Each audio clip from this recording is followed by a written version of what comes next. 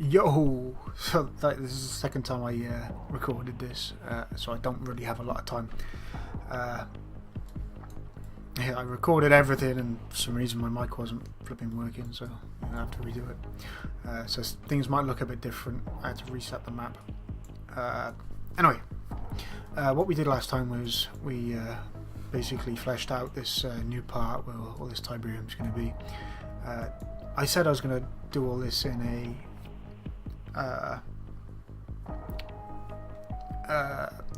montage sort of thing, but I really just don't have time at the moment. I got a lot of things going on in my life, and I just don't have time to just sit down and actually do some really stuff I need to do. So what I thought I'd do today is show you some really easy stuff. You might notice that this map doesn't have a sky, so we're going to stick a sky in.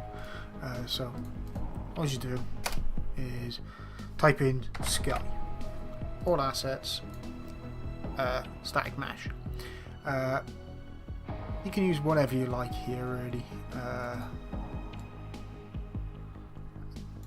Personally I usually use this ball because it's just a nicer thing to use. Plus with the water it's going to look really nice because you'll be able to see through it ever so slightly, and it's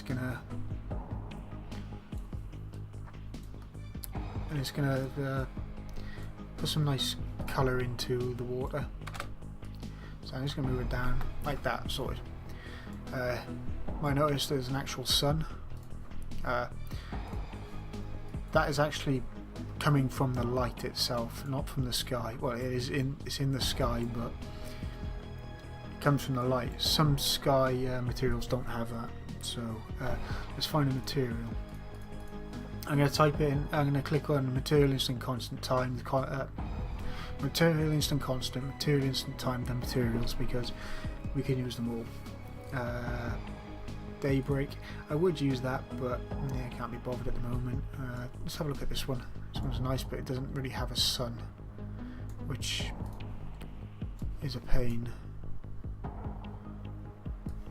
It's a nice sky, but it doesn't have one of them sun materials on it.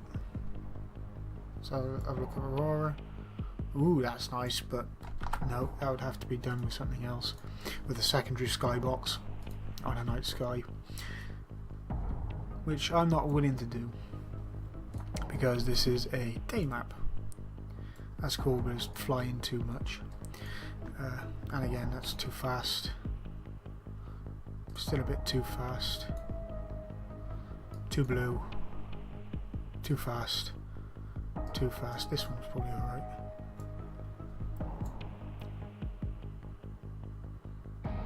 That one's actually quite nice. I like that one. I love night maps. I really do. I love night maps, but I'm not going to make a night map. I can't make a night map.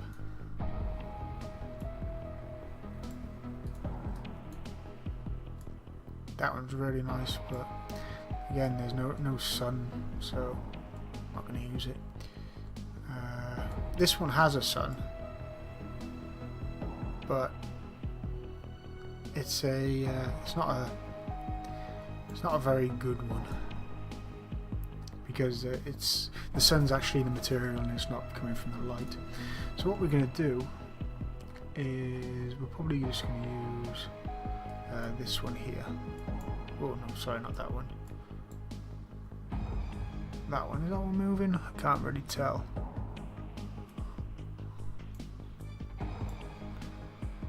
If not, it's a material instant constant. I just make a copy and add it to my file and tweak some settings.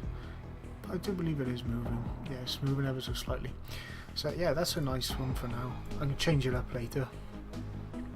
As we have our sky. Awesome. Next thing. That's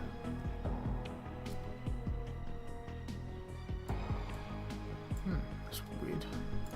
Some weird black stuff. But yeah, we want to make a. Well, I personally want a a swimmable water. So to do that, I actually need to add the volume. So we're going to get ourselves a box. You need it quite large, that will do. I want to make it larger that way and larger that way, and make it a bit thicker. Alright, the problem with this now is I can't really see where it all is. So what I'm going to do is press this, and now we get a red box around. That should do, but let's just go to top views. I want to see how big this is. Oh, that's plenty big. Big enough. So we're never going to come out this far. Now I want to see exactly what's happening. Oh, that's almost perfect actually. So I'm going to undo that. I pressed this, it actually adds CSG. CSG is basic geometry with collision. So you could make things like houses and blocks. If you need a wall quickly, you can just slap one together using the grid system and export it as a static mesh, and then you can just duplicate them to get a wall, or you can just make the entire thing out of CSG. Me personally, I absolutely hate CSG. So what I'm going to do, going off. So I use CSG here just to find out where the edges are, or how high this volume is, because it's really hard to tell. But now I'm going to press Control Z. That actually gets rid of it, because it's Control Z, it just undoes. And now I want to add a volume. So we're going to right click this volume button, this one here, and add UT water volume. And that's it. Now I can go and swim in this. Right now because I haven't got any buildings or anything, I can't play in RenegadeX mode. So what I've done, I've changed the. Oops, go away. I said go away. It's nice of you to save and all, but go away. And so what I've done is changed the world info. I've taken out the map info just by clicking this button here. And I've also made this into UDK game because I'll be playing an editor, which is Pi. So I'm going to right click, play an editor, and now might not look like I can swim, but I can.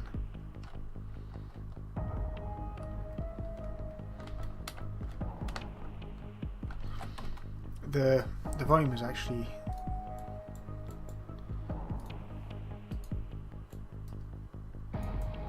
too low down, so I'll move it up the tiniest little bit.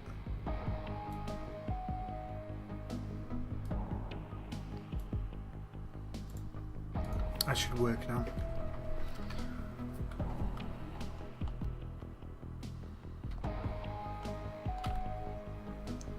There we go.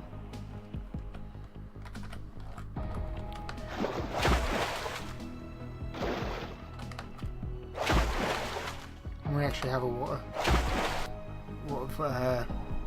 sound as well, because in this volume we have an entry sound, an exit sound, and we can also add splashes and whatnot, but we'll add those later on though. So the next thing I actually want to do is when you go underwater, it just looks normal. So I want to add a post-processing volume. What I'm going to do for this is just copy and paste the existing water volume. That means I have two water volumes, but now I'm going to convert. So I right click it with it selected, and I'm going to go to convert volume 2, and I'm going to convert it to a post-processing volume, or post-process volume. Right, now I have a post-process volume, which is directly on top of the water volume. What I want to do is just move it down ever so slightly, because I actually want it underneath the water. Press F4 and now I can start playing with stuff. Right, now this volume will override the default world settings. So when I'm in the default world or not in the volume, it's default world. But when I come down into the volume, the colours should change. Now if I put depth of field on, you'll be able to see. See, there's the transition. So depth of field's awesome. That's really good. I want to put a bloom tint on because I'm underwater. I want it's blue. I want to come down to depth of field. I put this to 0.5. I want this to 6. I do believe. Yep, that will do. No, sorry, 60. No, that was 4. Keep that as 4. Put this to 32.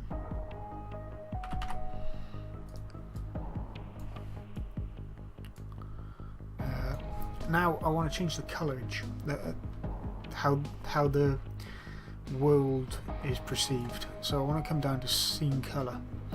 Unfortunately, this doesn't actually have a color picker. It would be awesome if it did, but it doesn't. So we got to work with RGB.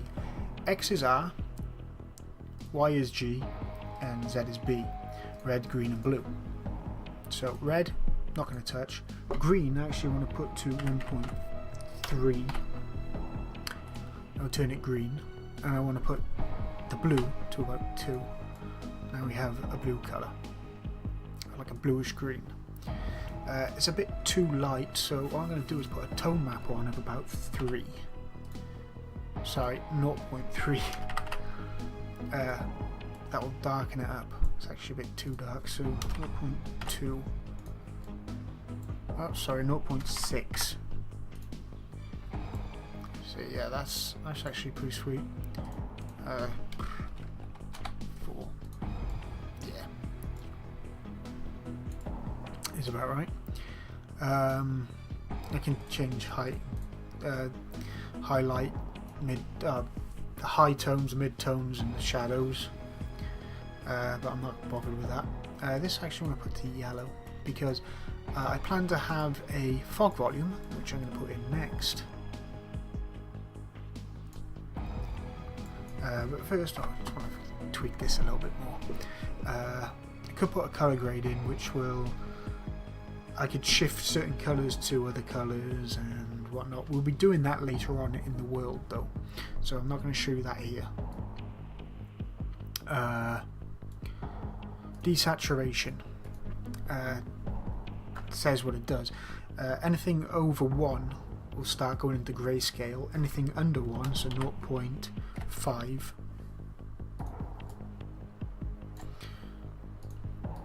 will start brightening stuff up. So if I put it to 1, it'll go grayer. If I go to 2, it'll go... well, you can't go to 2, so 0.9 or 0.1 even. We'll start getting nicer, crisper colours. But for this, I just want to go about 1.6. That is almost perfect. I want to see about putting some other settings on. This is actually a bit...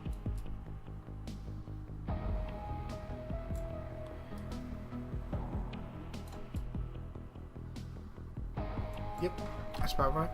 Now there is a thing in here called where is it? Scene interpolation duration. Basically, what this does is how long it takes to actually transfer to the other post-processing. So from here to here, how long it will take. Unfortunately, in the editor, you can't actually see the transition. It will just go from one transition to another. So in this instance, I actually want about 3 seconds because each one of these is a second. So 1 is 1 second, 2 is 2 seconds, 10 is 10 seconds. You can go into tenths of a second, hundredths of a second if you really want to, if you want to be really anal about it. Anal.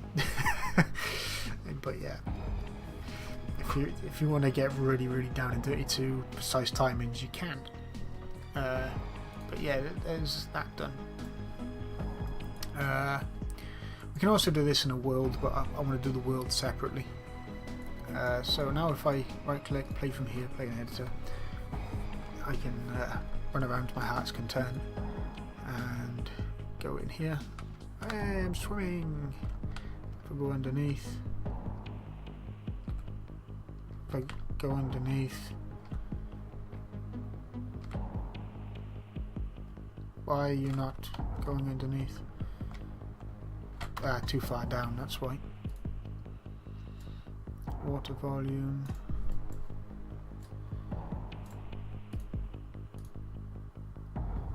Water volume. Post-processing volume. So I just want to raise this up ever so slightly. I think what happens is your entire body has to be in the volume itself. So if I come here, yeah, that's what's happening.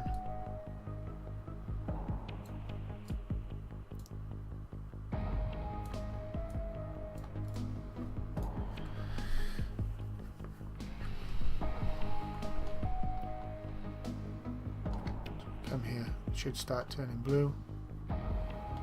Yeah, 3 seconds is a bit of a long time. So it's a foot now.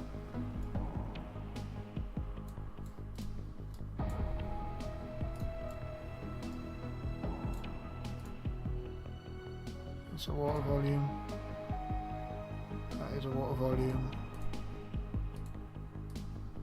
That is a water volume.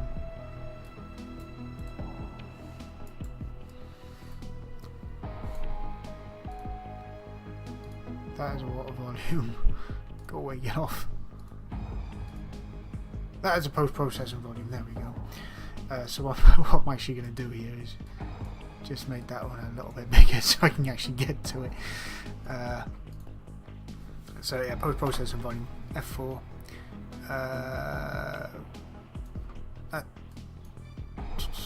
Put this to about 2.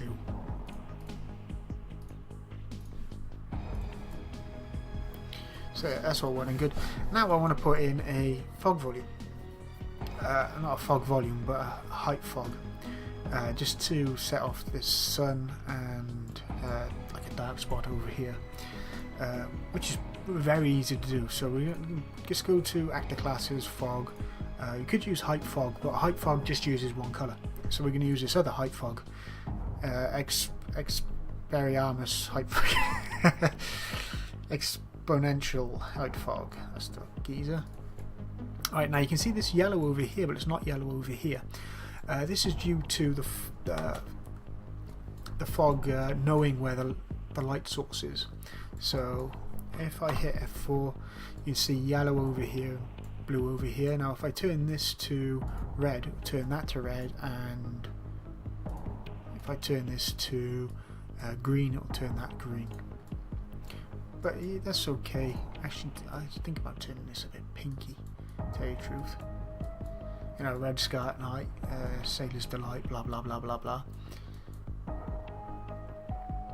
But I'll leave it as blue and yellow for now, because I haven't really decided. And higher you move it up, the more colour you get in the sky. So if I do that, you get more colour, which is freaking awesome. You notice how high that is. If I move it up even higher, we get even more. This is what we used in X Mountain. I think I used it in Canyon as well, but not to this degree. So right now the density is really dark. It's nice, like, but I don't like too much fog, so just want to put the density down a little bit. It's quite nice. Fog height fall off. Ooh, no. Let's take that to 0.2. Opacity 0.5. No. Yeah, let's keep that at 1 for now. Start density 1.1. 45 degrees, that's fine. And yeah, you can do some other stuff in here. Enable, disable, but yeah, it's fine for now. I quite like this. And it works under here as well, so it will look like the sun is shining through the water.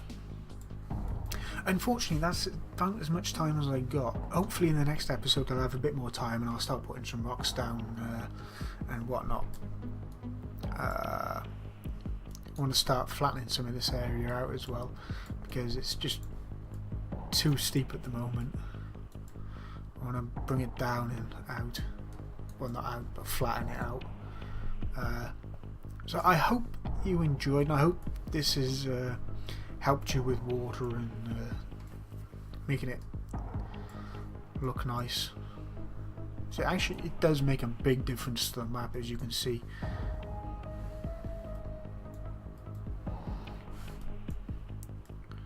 And we add in some other types of fog in as well, so don't worry about that. I gotta fix all this as well. Anyway, thanks for watching. See you in the next one. Ta-da.